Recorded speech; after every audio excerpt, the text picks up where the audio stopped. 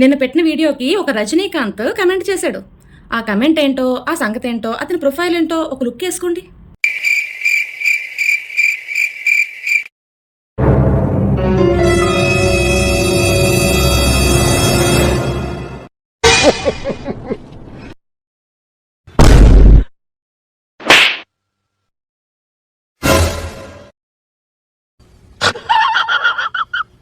రజనీకాంత్ని ఎందుకన్నానంటే, shiny నేను చేసింది over acting అట.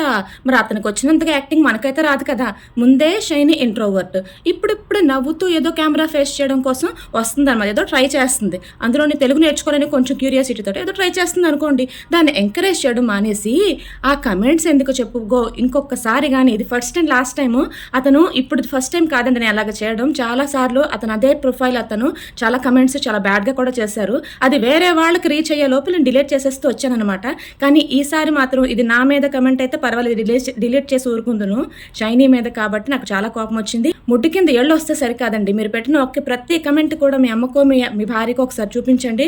అది వాళ్ళు బుద్ధి చెప్తారు. నీకు ఒక ఆడపిల్ల ఉంది కదా, ఆడపిల్ల రేపో మాపో ఏదో ఒక పోస్ట్ పెడుతుంది కదా, ఇంకెవరైనా వచ్చి అదే కమెంట్స్ మీ ఆడపిల్ల మీద కానీ చేస్తే నువ్వెలా ఫీల్ అవుతావో చూసుకొని కమెంట్స్ చెయ్యి. ఇంకొకసారి నా ప్రొఫైల్ అనే కాదు, ఎవరికైనా కూడా బ్యాడ్ కమెంట్ చేయడానికి మాత్రం ఇన్స్టాగ్రామ్లోకి దూరొద్దు.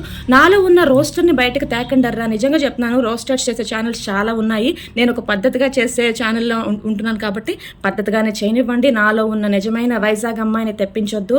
ఈజిప్ట్లో ఉంటున్న సాఫ్ట్ నేచర్ అమ్మాయిలాగా ఉండనివ్వండి. చెప్తున్నాను, అది మీకే మంచిది.